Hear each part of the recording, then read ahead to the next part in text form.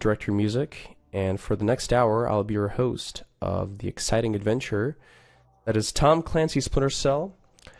And today I am joined by my wonderful friend and speedrunning colleague, Distro, who will be helping me with explaining things that I sometimes can't really wrap my head around or have the time to tell you, because there will be a lot going on. And we're going to be doing any percent, which means, of course, we're going to be going to the end credits as fast as possible. Hopefully it's going to be a smooth ride. And, yeah, without any further ado, I'm going to make a new profile. We're going to call it Shots Fired. I'm going to be doing this on the normal difficulty, of course, because I don't want to make it any harder on myself. And, yeah. So the timer will start as soon as I interact with the loading splash screen. And the run starts in 3, 2, 1, and let's go. Good luck. Thank you very much. So, Tom Clancy's Splinter Cell is, I think, one of the most well-known, along with other titles, stealth game. And this is the first one in the series, released all the way back in 2002.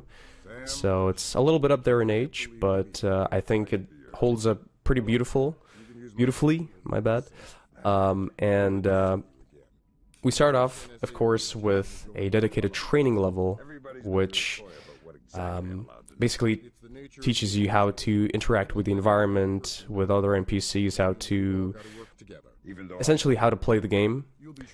And there are a lot of things that you will be seeing throughout the run, and I think the first level will be a good sort of introduction to all of that, especially with how the speedrun feels and how it goes in terms of various speed tech, which I'm sure we'll get to talk about plenty in the upcoming levels. And usually we do this run in German. However, for the marathon purposes, I thought it would be better to do it in English, so we can all understand what's going on. And right as that dialogue ends, we are being put into this gigantic training facility where we're going to start doing all sorts of tricks, which I'm going to let my friend Distro talk about what's waiting for us in this level in just a minute. Alright, so hello there. This is an obstacle course, and let me start off by explaining dialogue skips in this game. Whenever there's a dialogue running, you can just quick save and then quick load and skip the dialogue. This doesn't work when Sam is frozen in place like right now, but Director will gain movement control. And then training, we actually have to do it a bit differently because Sam gets frozen, and if you spam quick save while entering the frozen state, you can actually glitch the game into skipping dialogue anyway, even though it wouldn't work the normal way. And Director just got the first one, and we get to see the first skip of the game. Instead of going through all of the obstacle course, Director does a very finicky trick. It's kind of difficult to get the jump, so I will let him focus. Almost there. There we go. There we go. This is harder than it looks, by the way, and this skips a lot of the obstacle course. Basically, I would say 90% of it, or maybe even more. And we get to the second part of training where we introduce some more gameplay mechanics. And there's also a wall jump, and I will let Director handle for a little bit if he wants to. Yeah, of course. So now we're heading to the second part of training, and this one, as you can see, doesn't have any out of bounds. However, it is very heavily based on the dialogue skips that Distro explained just a moment ago. And the time of how fast you're able to get through the section really depends on whether you can get those dialogue skips. And they're very finicky, because you can easily fail, and the game just won't let you skip those dialogues for whatever reason, and then you'll be stuck listening to some boring dialogue, which does not help you in any way. But don't worry, there are going to be more exciting things to come in other levels. But as you can see, it's a very movement-based sort of speedrun because, you know, everything depends on how you do certain movements, how you get through certain sections, how you move, and especially what routes you take. I think Distro would agree that the route that you take is very, very important in, you know, keeping the times low and keeping the speedruns smooth and clean. Absolutely. Also, I would like to mention that you saw at the beginning that Director entered the door code and lockpicking sequence. They're always the same in every run. Like every door has the same sequence. Like if it has a sequence, it's always the same one. And he just has it memorized or written down on a piece of paper if he forgets it because there's a bunch of them. Yeah, exactly. And one thing that you also noticed me doing here is spam the crouch key. Now, we're going to see more of that later because it's one of the most prevalent tricks used throughout the speedrun. It's called crouch spamming, and the idea behind it is that you spam the crouch key just like that while moving, and the guards cannot hear you because while Sam is switching in between the crouching and standing up animations, he doesn't actually make a step which generates the sound. So essentially you just end up going almost at max speed, being completely silent. So and you're going to see more of that here in action. So I'm just spamming the crouch key while I'm bumping into these chains. So give me just a moment to get through here. There we go. Yeah, you're not allowed to make any sound in this room, but you can see with that crouch spamming, it goes well. Yeah, and as I said, it's the most abused trick in the entire speedrun. Because whenever we need to get somewhere quickly and without making any noise, this is what we rely on. And interestingly enough, it only works in the first 2 games, and even then, in the second game, it's a little bit... The developers tried to patch it out a little bit, but they didn't patch it out completely, so we're still able to do it. But it's very heavily used in this speedrun for sure. And... yeah, now we're done with the first level. We're introduced to the cast here, where we have our boss, Lambert, here, who will always tell us what to do, and also scold us for absolutely everything and anything. And right as they finish this dialogue, we're going to be heading to the second level, which is actually the first proper level, you could call it. And it's called Police Station. Now, here we start utilizing all of the things we learned in training, and we start off here by going into this crawling space. Now you'll notice me do a roll and then equip my weapon and then move diagonally. This is the fastest way to move through like crawling spaces that you just saw me go through, because for some reason when Sam moves diagonally with his weapon drawn, it is a little bit faster, and any time save we can get, we will take it, of course, because that's what we do. We're speedrunners, and we do everything to make it go fast. Now, there's a very demanding and very specific skip that we call fire skip that I didn't do. It would skip a lot of this exploration part that I go through, you know, going around and stuff. And you also will see me do quick save quick loads during dialogues. This is another form of dialogue skipping. Essentially, it is much easier to skip dialogues in every other level because you're not being frozen in place like I was in training. So all I have to do is just quick save and then quick load during the dialogue, and that skips the dialogue line and moves it to the next one. Yeah, I just want to quickly add, the reason why Dark didn't do the fire skip is because if you do it, you lose almost all of your HP. So for marathons, it's much better to have HP left, as you can see in the top right. It's much better now. And it's also very, very inconsistent and very finicky, so it's, I think, the better call for the marathon here. And you will also see Director bump into the wall, which negates fall damage, and I'll hand over to Director again. Yeah, and to add to that, it is actually tied to your FPS. And actually quite a few elements are tied to your FPS, like your actual speed. if I recall correctly, it actually varies. If you have lower FPS, you're a tiny bit slower than if you were running at higher FPS.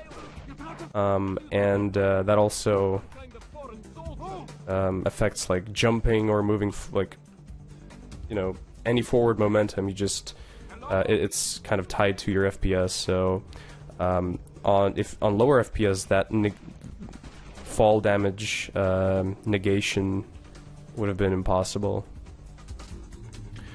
So now we're accessing a laptop here, a secret laptop. One thing I'll mention, and that I'll never understand. For some reason, every important computer in this game has a bright red background, and I'm not sure, you know, who likes that, especially in the middle of the night. But you know, that's a choice. That's a design choice. I respect it, although I would probably have to visit the eyes doctor. I'm not sure what they're called, but I would have to check my eyes after having a laptop with that background. Alright, so here I'm going to deal this guard here.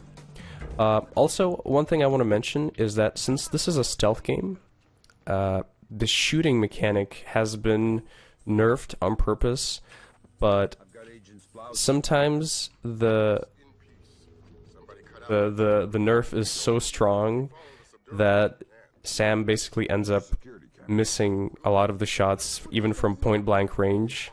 So I hope we don't get trolled by the game too much during this run, because I really don't want to be missing some of the shots that are very important. Yeah, basically, the main idea is you're supposed to only use the gun as a last resort when you were spotted, but you're normally supposed to like stand completely still for a while and then shoot a light, which makes it pretty more accurate. But even then, it's inaccurate. It's actually crazy how bad it is. Yeah, and it only becomes like inaccurate, or it seems like it becomes inaccurate when you need it the most, especially during speedruns. But while I was talking about that, we are in the third level, which is called Defense Ministry. This is one of the least favorites of mine. I don't really have a huge liking for it, but I think overall the first 4 levels are just a bit tedious, because I think they're very demanding in terms of what you need to do if you want to have a good pace. And the first thing we're going to do here is I'm going to shoot at that pillar over there, and we're supposed to interrogate this driver who's running for the alarm here. Now, what I'm going to do is I'm going to interrogate him, and then I'm going to put him in this very specific location. As you can see, he's pretty hidden, even though it doesn't look like that, but trust me, he is. I'm just going to make a quick save just in case. And normally you're supposed to go and like interrogate him properly, and okay, didn't expect that. Surprise. Yeah. Normally you're supposed to interrogate him and then hide his body in the dark, so the game doesn't detect the body. But we do a bit of a faster variation, so he actually runs towards us, or closer to us, and we can hide him in a different location. And when I mentioned that the game looks for bodies, there's a mechanic which, throughout the run, looks for any unhidden bodies that you leave behind, and if you do leave any bodies behind that are not hidden, the game punishes you with an alarm. And sometimes we can afford that, sometimes we can't. This level has a no alarms restriction, so I have to be very careful with what I do. Now we do some ninja style drop knockouts. That is not what I wanted. I don't know what to do. Okay. Somebody's in trouble? You mean I'm in trouble? How much health do you have? That was insane.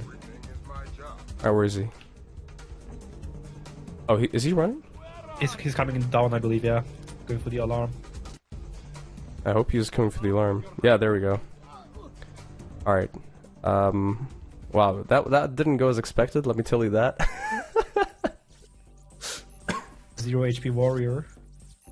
That is actually the worst scenario that could happen here. That guard far away and noticing you.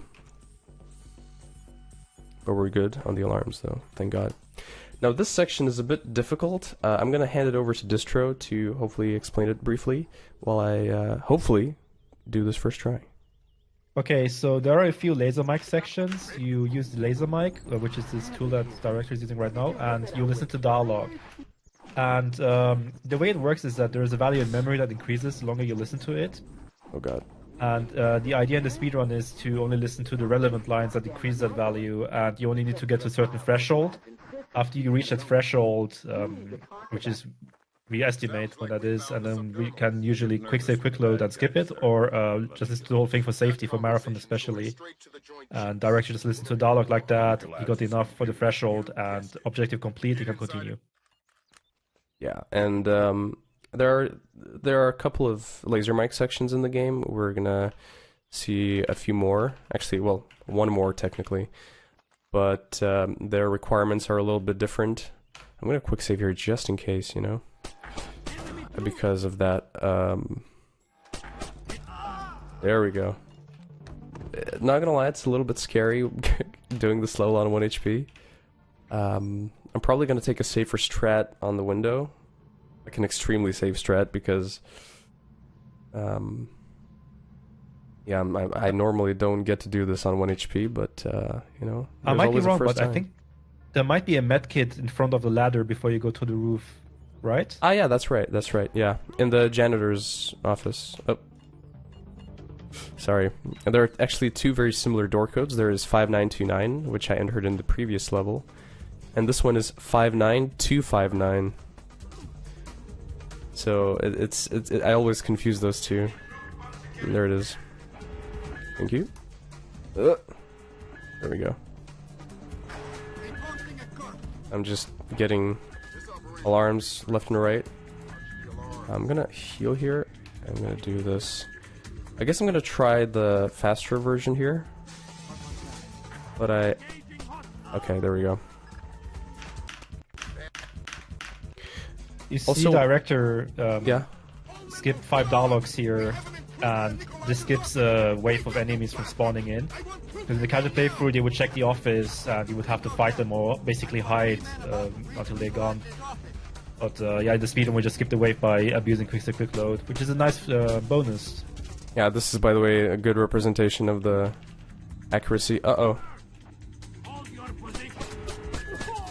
Ah! No! Oops. Alright, we're gonna do that again. That's fine, Sorry. that happens. I would also like to add that while in the casual playthrough they're searching the office and you're hiding, you basically hack in the computer. You have to hack it again afterwards, but in the speedrun there's like a timer that we have to wait for, so in that time Director just clears the enemies here. And then you can go back to the computer where the timer is How? Oh my god, man. Come on. This is... I'm fumbling bad, but don't worry about that. We're gonna get... I mean, it's a bit unfortunate with the HP. I can't really blame you there. I guess I'll just be more careful here. How do you hear that? Maybe make a quick save here. Yeah, that's a good call. I'm gonna get an alarm here, yep. And now Lambert's supposed to ask for the information again. There we go. So yeah, as the distro pointed out, basically quick save, quick loads not only skip dialogues, but they also have the power to sometimes influence, you know, the in-game events. For example, here we skip that wave partially, as you can see, but yeah, it does have an effect on in-game events as well in some places. And after that chaotic finish, we finally get out of this level that I really love dearly. Wilkes, what are you doing? There we go. Hello. So, now we're entering another fun level, Oil Rig, which I think is universally the most beloved level of all speedrunners that are speedrunning this game. As a rule of thumb with a speedrun, unless the level is fun, it probably isn't. Exactly. And a fun fact, this is actually, I think, one of the only let's say, main storyline levels that take place during like not complete darkness. I can't tell if it's like dawn or sunrise or whatever. But I think that they're the same thing. I'm not sure. But yeah. So basically, this entire section is just get into this pipe, and that's really it. And here I used the diagonal movement thing that I mentioned a little bit earlier, because that's the fastest way to go about in these kinds of spaces. And right here, we actually meet the main person of this level. His name is Piotr, and he has 2 bodyguards who are very carefully guarding him. And you're supposed to tail the guys as they go on that other side of the catwalk. However, we don't really have time for that, and we're just going to go ahead and get close to them really quickly. Of course, by crouch spamming, and then by dropping down here. Apparently they don't hear that at all. I don't know how, but go figure. And here I'm just gonna very conveniently knock this guy out. There you go. And as we approach guards, we see a bunch of jets coming towards the oil rig, and oh no, we're in danger. Nah, just kidding. We're gonna be the danger here to these guys, but in order to do that, I'm gonna have to perform a very specific trick that I'll let Distro explain, because I need to kind of focus. Alright, so Director is going to go kinda out of bounds, but not really. But basically he's going to go to a later part of the level before he's supposed to be there. So technically not really an out of bounds, but he's not supposed to be there just yet. It's a really tricky jump. It's nice that he got it. And he will do an AI manipulation. You will see him take a shot on the wall there, and if done correctly, this guard will go down the stairs. And when when Director goes back downstairs again, keep in mind this guard will be stuck on the stairs. Now this might be a bit weird, and you might be wondering why he's doing that. It's gonna get very, very clear at the end, and we'll explain that in more detail then. For now, Director will trail the technician and his bodyguards, and I will hand over commentary for a little bit to Director again. Yeah, so we didn't do this as I didn't do this as optimized as I could have done it, but it's okay. I mean, we're still going where we need to go, and here I just wait for these guys to stop talking. Apparently they have time for that, and in the meantime I'm going to enjoy a quick sip of coffee. I just saw Director turn on the water valve there to distract those guards, and he can just basically zoom through like this, which is very convenient. And now the technician will start a dialogue and with like his bodyguards, and he will skip all of the lines to speed up their movement. And what is happening here is that that technician with his bodyguards is going to enter this room that is hidden behind the glass. You will see now exactly, and what is going to happen here now is that... Oh yeah, that's big. Okay, Director, you want to explain that one? Yeah. Alright, so I'm currently also actively running Splinter Cell Pandora Tomorrow, which is the second game in the series. And in that game, the controls compared to the first Splinter Cell are inverted. So here, if I press shift, I fall down. Whereas in the other game, if I press shift, I actually raise my legs, and I just mistook that. Yeah, you just saw the technician run up in the cutscene up the stairs, and those are the stairs where the previous guard was that we had manipulated. In the casual playthrough, we would have to chase the technician. Because it's blocked now, we can just kill him and grab his briefcase, which will end the level. And then we just skip a dialogue, and that was Oil Refinery. Now we're in CIA, which is the only mission where we start without a weapon at all, and I will hand over the commentary to Director again. Yeah, other than training, of course, but that's not really a level, I guess. But yeah, CIA is actually one of my, I would say, favorites, even though there's going to be a lot happening here. we're going to be maxing out our alarms. We're going to be doing all sorts of tricks and glitches, so hold on tight, because we're going to be doing some very, very exciting things here. So I start off with being intentionally spotted, or getting intentionally spotted, my bad. And then I immediately carefully and quietly go through these guys, because they are too preoccupied to even find out what's going on. And while they do that, I'm going to take this elevator downwards. And this will take me to part 2, and as you can notice, every level is sort of divided into 2 or 3 segments. Of course, it's because this game is over 20 years old, and, you know, you couldn't load everything at once. But also because, you know, it's... For us, it's better because, you know, we can track our pace in the level a bit more easily to see where exactly we're being slower or faster than we should be. But as you can see, we're not minding anyone's business here. Now, of course, I'm just kidding. We're actually causing as much chaos as possible, getting spotted by pretty much everyone. But that's okay, because as I said, we're going to be maxing out our alarms, and that's intentional. In the way that we don't really care about those alarms. I forgot to equip that. There we go.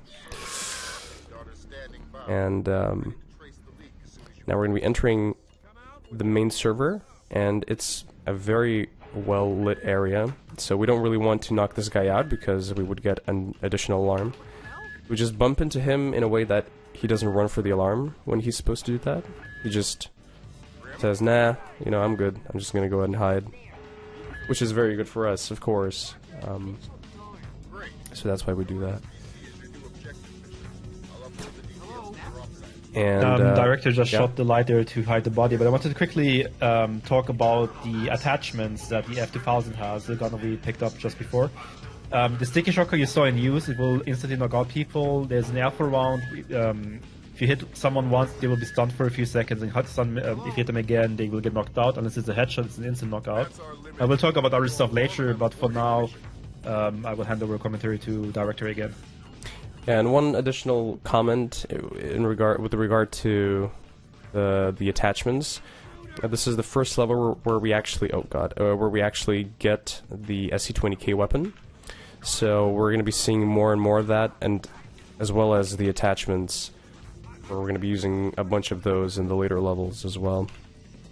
So, and yeah, I just want to quickly mention the F2000 is actually completely accurate if you scope in, unless like it's the only accurate gun in the game. Exactly, and only when scoped in, of course, because if you just hip fire, it's going to be pretty much the same as the pistol. Although, one good thing is that this gun has automatic fire mode, which you can enable, which I think will also come in handy in a few spots. So now, in here, we have to basically, in casual gameplay, we have to tail this guy, but during the speedrun, we just reveal ourselves to him, and he gets so excited that he immediately runs out of here and tells everyone about Sam Fisher in the building. Just nobody seems to care. And while he's running, I'm going to quickly shoot this light so I can pass through. That I did not expect, but I guess... Wait, let me see how I can get about here. I think I should just... How are these spotting me? Huh? I think you should be closer to the window. Yeah, there we go. There we go. Alright, so now I'm gonna... Okay, so now I'm gonna try and get in front of him like that. I'm going to do some AI manipulation by shooting that wall, which distracts that guard. I'm going to quickly and carefully trigger our boy Doherty here to run more towards where we need him to be. And the reason why I was so careful with triggering him is because, first of all, you can easily accidentally shoot him to death, which wouldn't be nice. Also, another thing is that as soon as you step outside, you trigger the cycle of these last guards outside, and as we're putting down Doherty here, I'm going to shoot him here while the dialogue is going. And this basically is a glitch. For some reason, the game stops caring about us not shooting the guards, and just allows us to do that, which you're normally not supposed to, of course. But for some reason, if you shoot Doherty to death while the dialogue is happening at that specific spot, you're able to bypass the restriction and just start chaos, which of course is very handy to us because we can deal with these guards very quickly and just be on our way. And it also allows us to drop Doherty down from that balcony, basically, instead of going through the building, which also saves quite a lot of time. True, true. And so with this knockout, I pick up Doherty again, and we're just going to have a bit of dialogue here. No. She's fine. Which will take us to another level, Let's get out of here, which is called Kalina Tech. Now, Kalina Tech, in my opinion, is the least stealthy sort of level because it heavily emphasizes shooting. There's going to be a lot of shooting. In fact, I'm going to take 2 shots right now, just like that. And here is where we start utilizing the attachments. I'm going to use a sticky camera and I'm going to bump it on that guard's head. It'll knock him out, as you can see, and the other guys will be too busy to notice me going here. And that'll be actually a very common theme in this level. And I think having good aim in this game is really, really helpful, especially in levels like that. Wow, they're super aggressive, but thankfully we didn't lose too much health. And normally the stick cam is supposed to be used to survey places, but we just abuse it in the speedrun by like using it for headshots. Yeah, and the good thing about it is when you shoot your sticky camera, even if it bounces off like someone's head, like here for example, you can pick it off the ground, so it's technically infinite ammo that can instantly knock out guards if you need to. And here I'm going to do some more AI manipulation. In fact, I'm going to shoot that pillar, which will trigger 2 guards to run towards me. And they will actually run into their own minds, which is sinister, and also I'm reluctant to say a bit funny too, but that actually helps us immensely, because instead of sorry. Yeah, that was not supposed to happen, but that's okay. But yeah, as you can see, I only had to deal with one of the guards instead of both. And another fun fact, you can actually roll through fire here, and Sam will not take any damage at all, which is, again, very useful, and probably not as commonly known, but in case you're stuck in this level and you just want to get by quickly, there's your answer. This is also, by the way, the longest lockpicking sequence. As you can see, I had to go through all of the pins. And the last one. Oh, it is? I don't remember. Yeah, it is the last one. Oh, hey, well, there you go. So it's the last time you'll be seeing me unlocking doors. I'm going to use this medical kit just in case, because the action is just getting started. Trust me on that. Here, I'm going to actually take my sticky shockers, which are like, you know, electroshock zappers, whatever. And I'm going to use them on these 3 guys. And I'm going to leave myself 2 sticky shockers, and I'm not going to waste them all. I'm going to leave myself 2 of them. And I wonder why that might be. Who knows? I don't know. I mean, hey, stick around and find out. So as we deal with those guards and we activate a switch that unlocks a very specific door, we go up here. This guard just doesn't care or doesn't see us that well, so he has to take a closer look. But we're too fast, we're too quick, and we're on our way. And here, there's actually something that not a lot of people know. You can actually, there's a technician there in that other room who you can save if you want to.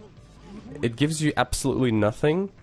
However, you know, you can be a good guy and save a person and earn karma points. Wow! Good thing I had a save. Agreed, yeah. It's kind of scary. But that trick is actually really cool when it works, but it's also Yeah. inconsistent. It's also better to have as much HP for that as possible. Yeah, there's a lot of run and gunning in this level. Yeah, and I think, you know, if you have good aim in this level, it really helps you, as I said. Like here, for example, you know, I mean, you can just try and gun them down as quick as you can without aiming for the headshots, but headshots really come a long way in helping you. So now we're doing the main. Oh, I didn't reload. Well, whatever. So we just met Ivan, who is our main objective for this level, and we get a very special decryption key. And now we are told to get out of here. But it's not going to be so easy because the final part, the rooftop part of this level, is I think one of the most difficult, just because there's so much movement involved and so many enemies to deal with. Like, for example, here I'm going to distract the first guy. I'm going to try and run out of here unscathed. I'm lucky. But I'm going to be testing my luck forward, or further, rather, sorry, by rushing towards these two guys, and they're close to each other. Never mind. I thought they were. Yeah, they're random. Oh. It's also a place where you can see the healthy mix between AI manipulation and parkouring. It's kind of cool, I think. Yeah, and the cool thing about, well, I would say, you know, on the one hand, it's cool that you deal with AI, and sometimes you have to kind of improvise. So, it, you know, because like sometimes, in some cases, if you do even something slightly different or something less accurately, the AI just reacts a bit differently, and then you have to adjust for that. And I think it's kind of cool, but also it's not really nice from the standpoint of, you know, reliability. But here I'm gonna do a very, there we go, first try. What I did here is a trick to finish off Wilkes faster than he would normally die, because in the cutscene he's supposed to get shot by like the Russian mafia here, and what we do is we do it sooner and faster than the game would do it by itself, and that allows us to actually save a bunch of time and finish the level earlier. So yeah, after all of that action, we can take a bit of rest, because the first segment here of China's Embassy 1, I think, is a bit more laid back, I would say. But this level also has, in my opinion, one of the most demanding and I think one of the hardest tricks in the entire game, which is gazebo skip. And I hope you have missed some of that out of bounds. Wow, okay. Some of that out of bounds action, because it's coming back, and it's actually going to come as a very helpful thing here in the level a little bit later. And another fun fact that I could tell you is that if you shoot your sticky shocker into water and there are guards standing in that water, one sticky shocker can essentially affect all 3 guards in the vicinity. It's a bit hard to pull off because sometimes, for me at least, it doesn't really work, but it's supposed to behave like that anyway. I think it's a crazy cool mechanic for such an old game. Oh yeah.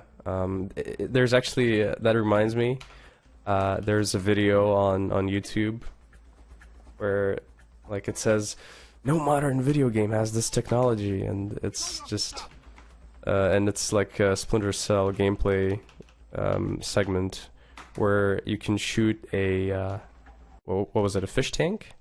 Yeah, yeah. And, I mean, by today's standards, I wouldn't say that it's something like, oh my god, impressive, right? because we have games that have so many details and just such small things that like 90% of the audience wouldn't normally find or see at first glance. But for a game that's, as I said, it's pushing 22 this year, it'll be 22 in November. I think that's pretty cool. That's a nice touch. Yeah, I would like to quickly mention that Director actually skipped the main objective where he was supposed to go to the roof and talk to someone by kind of going out of bounds-ish early. And yeah, it was also a nice skip. Yeah, I completely forgot to mention that, but for the most part... Oh, wow. Yeah, I have a hard time a bit here, but there we go. For the most part, you have to complete some of the more important objectives in order to unlock the mission complete triggers or the next segment loading triggers, and I think this is probably the only exception where you can just straightforward skip a main objective. Now here we can rest for a little bit because we have to listen to this laser mic, which I told you, laser mics are making a comeback here. Unfortunately, I have to listen for most of it. I can take over here if you want. Oh yeah, for sure, because I'll have to focus anyway.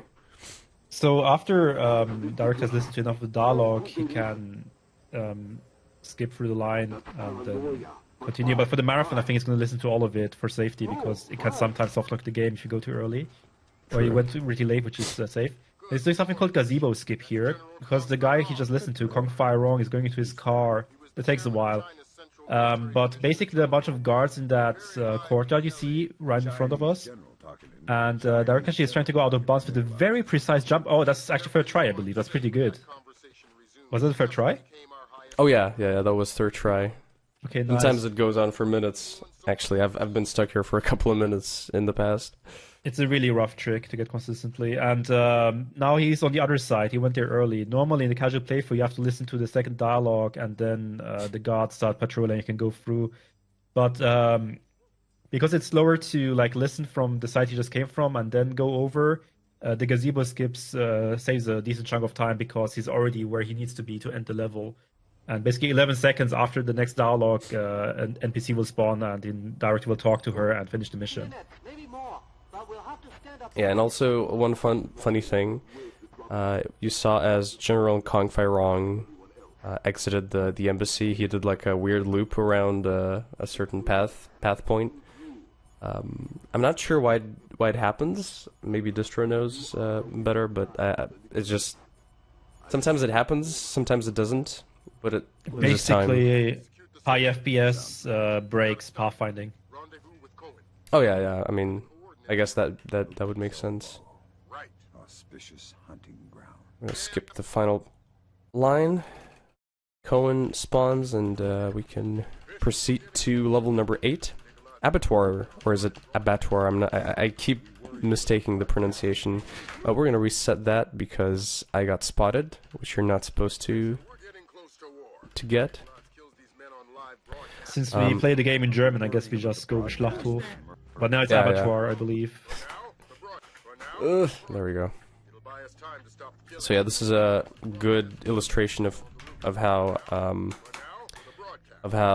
crouch spamming works, because we go around here completely unheard. God, excuse me. Completely unheard.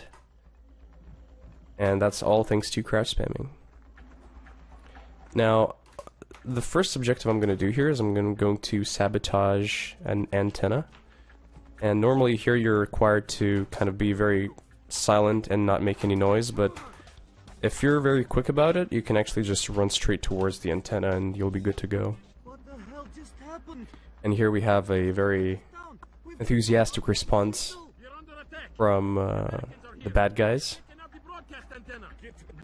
And they're discussing how, they're just revealing their plans straight up. Because, of course, why wouldn't they? And this level is actually, I would say, a little bit easier than some, but it has its hard moments, which are really, really hard when it comes to them. One of them is at the very end, so that's going to be hopefully not too much of a hassle for me. And another part is going to be coming up in just a minute. And one thing I will want to mention here is that we try here to get a roll in the vent, because I'm just gonna give it one more go. There we go. Because as you can see, crawling in the vent is very slow, and even with the diagonal walking thing, it's still pretty slow. So we just try and roll as much into the vent as we can to kind of cut as much distance as possible. I think the roll saves up to 2 seconds. Yeah, I mean I've never calculated that, but I would assume that it's somewhere in that vicinity for sure. So this is what we call freezers, the freezer section, and it's very annoying because we have to use. Oh, that's not the strat here. I forgot. This one's actually a bit more complicated. I would like to mention that this whole section is actually very foggy. You can't see anything except if you use a thermal vision, as you can see right now. Yeah, and on low difficulty, it's pretty blurry and grainy. I'm not sure if it gets better on higher difficulty, but I'm pretty sure it still stays relatively unfocused. And it's not really handy to be doing it like that, but, you know, there's nothing we can do because, as you can see, otherwise I wouldn't see absolutely anything. Yeah. And now, we prepare to get out of here to part 2 of this level, which, as I said, towards the end of the level, it gets a little crazy. So, hopefully no shenanigans. I'm going to start off with a sticky shocker, which, I'm just going to do safer strats here, because there's a bit of a different approach you can take here. However, I like to take things safe. Marathon safety is always a good idea. Yeah, of course. I would also like to mention that you see Director shooting those light bulbs, and this actually distracts the turret, so they will not shoot him. Well, normally they won't shoot him. I don't know. Yeah, what that was. normally. Oh wow. Okay, so I forgot. Do you do this, and then I think you do? You should get the guards first, and then the light, if possible. And then Yeah, just there we start go. running right away closer to them. Yep. Yeah, there we go. Got the order mistaken, but that's all right. Thankfully, I have Distro here to cover my butt when I'm in need. I'm not feeling too great about having this amount of ammo, but I think I should be all right. I guess we're gonna find out.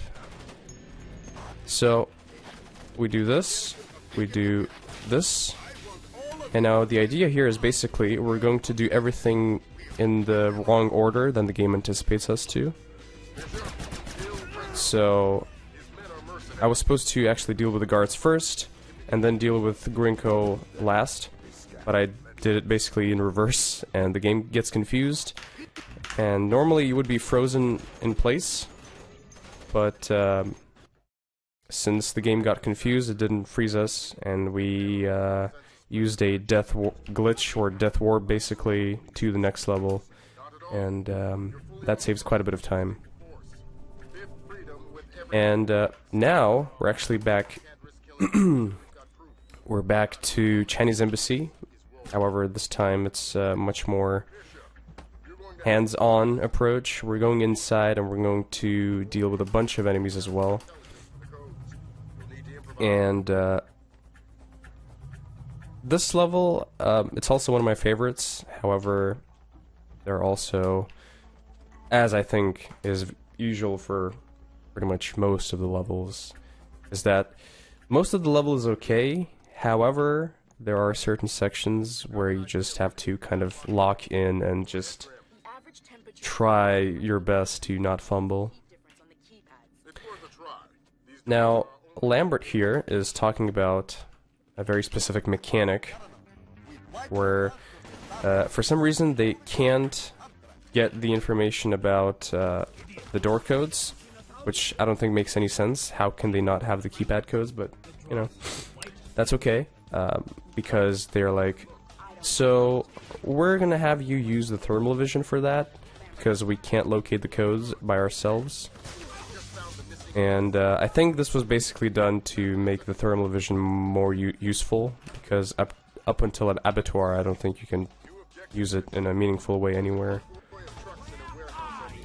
And here, I'm actually gonna let Distro explain this part, what I'm gonna do here.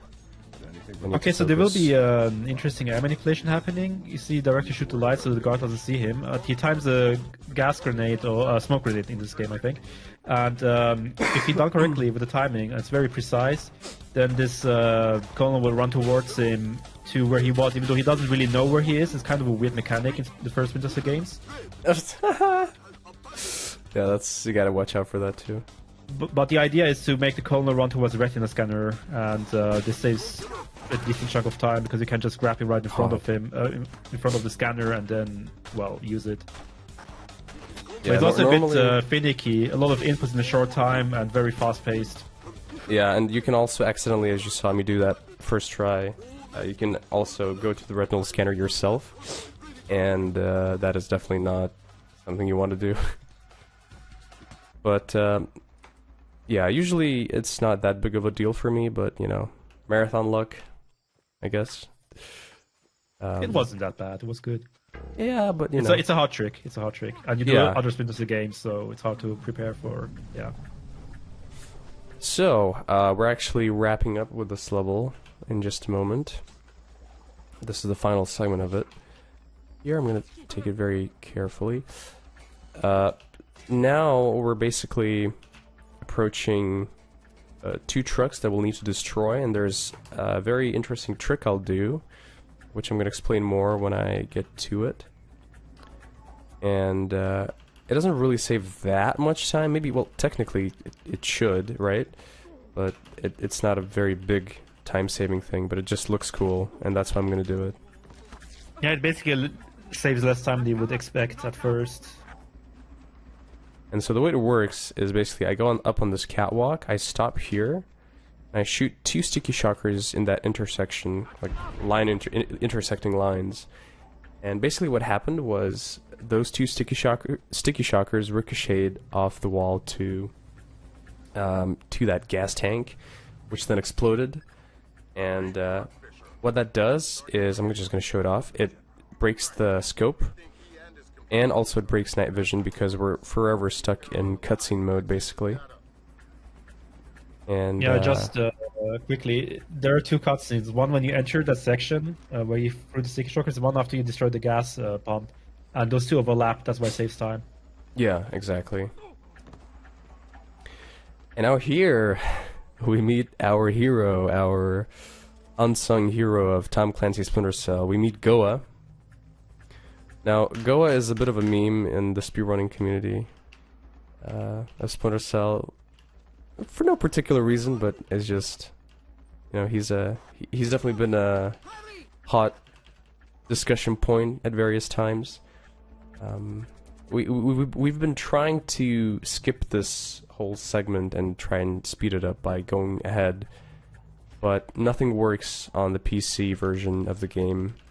Theoretically, there is a fix that should work, but no one has gotten that to work consistently.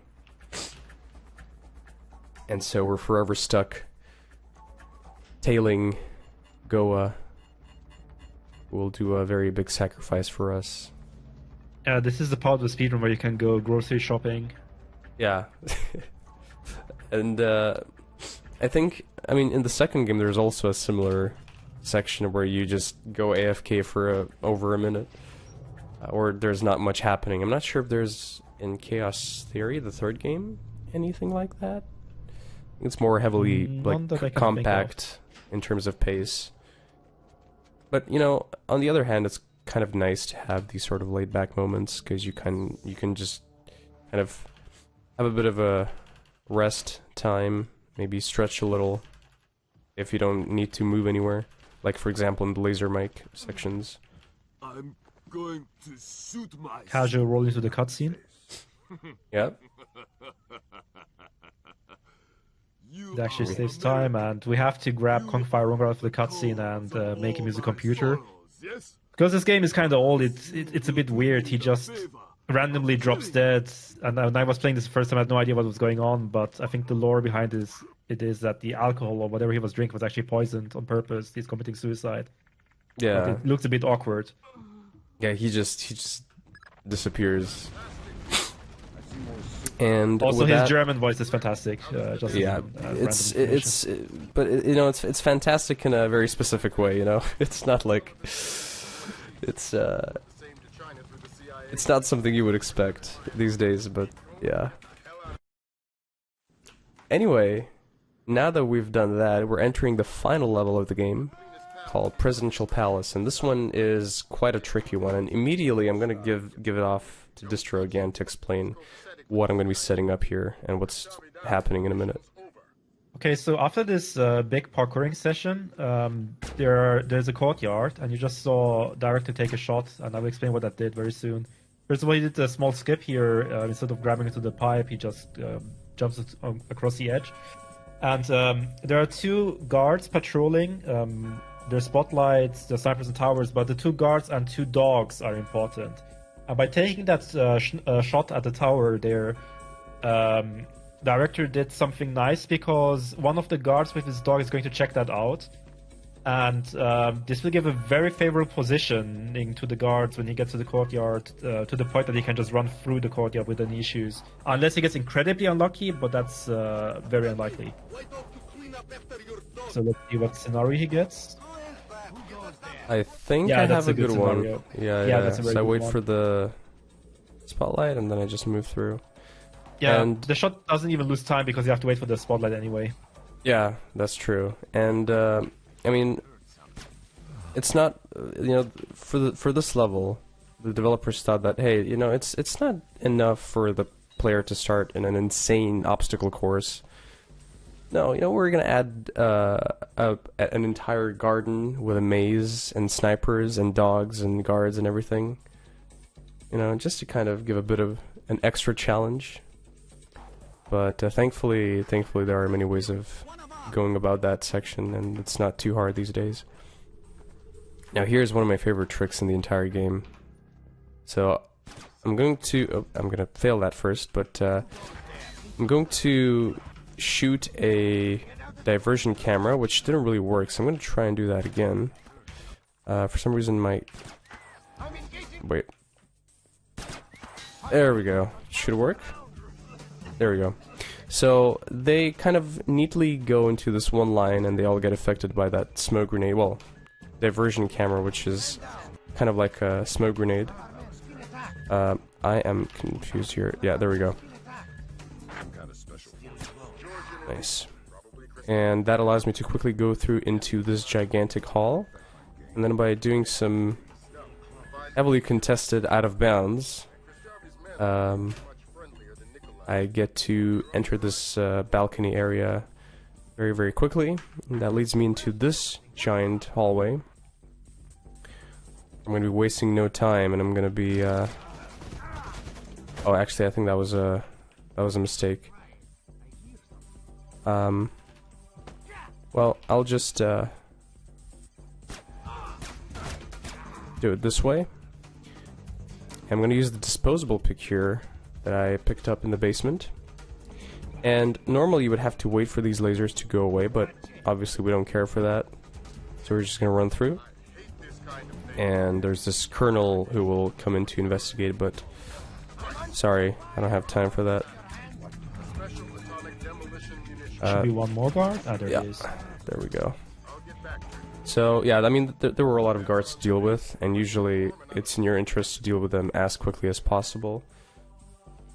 Sometimes it goes better, you know, sometimes it doesn't go as well, but that's okay. We're still way under estimates, so that's definitely a good thing. For this next part, I'm going to do a bit of a safer strat that involves 3 ring airfoil rounds. I don't think I've even used ring airfoils yet in this speedrun so far. So it's a nice way of showing them off. Where's the last guy? Don't see him, but I don't really need to. So, as this elevator's... Okay. Good day. That was interesting. Yeah. That's the beauty of Splinter Cell. You can get away with stuff like that. Alright, so as I'm entering the basement, I'll once again hand it off to Distro to explain what's going to happen. And right off the bat, I'm just going to say I'm not going to do smoke lads. Okay. So we're in the basement where we meet Nicolas, and we have to grab him so we can use him in the retina scanner, as you see in the back there, to basically get his super nuclear portable weapon. And we get ambushed here by a bunch of guards, and you will see that I have to skip a bunch of dialogue, because at the end of it, Grimsdottir will turn off the light, and the guards are stunned for a few seconds, and during that, as speedrunners, we just basically YOLO rush our way out of the basement instead of fighting them the way we're supposed to. Basically, we just skip the basement. But one thing to keep in mind is that the behavior is quite random, and Director is likely to be shot at a few times when he gets up, but he should survive with this amount of HP, but it's random. Oh, he didn't get shot at all. Okay, amazing. That's good. actually very lucky and very good. Now we're approaching the end of the run, and I'll hand over to Director. Thank you very much. I would like to, while we're entering the final part of the run, shout out people from the Splinter Cell community, because you know, we have a wonderful community of runners who are all very helpful and friendly to each other, and you know, this game was my start and introduction to speedrunning, and without this kind of community, I probably wouldn't even be doing marathon runs like I am now.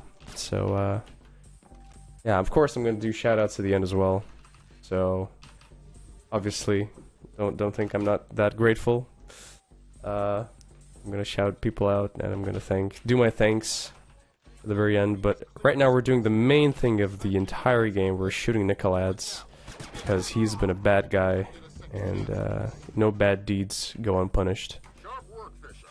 And here, for the finale, I'm going to do another wall jump, and hopefully when I roll through, the guards will not spot me, and when I touch the door, the run will end.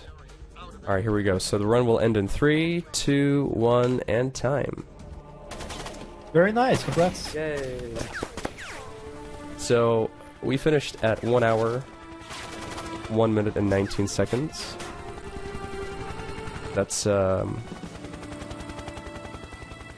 not a, you know, let's say an ideal time, but I don't think any marathon run is ideal anyway. We strive for that. Solid. But it's definitely short, man. It's good. Yeah, it's definitely, I think, a solid time. Of course, it's underestimated, which is another good thing. And yeah, so as I said, I'm gonna do my thanks part now. So as I said, thank you first of all to the entire community of Splinter Cell for supporting me over the years and allowing this and just my overall speedrun interest to flourish and keep happening. I would also like to thank, of course, Shots Fired for the opportunity to appear, even if it's an offline thing, but you know, it's always live in our hearts, no matter how it's happening. You know, Shots Fired is a community that I'm proud to take part in any way that I can. And I'm sure every other runner would agree with me on that. I would also like to thank Distro for spending some time with me tonight, exploring. You're welcome. Thanks for having me. And appreciating Splinter Cell for a game that it is. And as a last thanks, I would like to say thank you to everyone who supports Shots Fired and speedrunning and Splinter Cell. I hope you have a wonderful day or a wonderful night,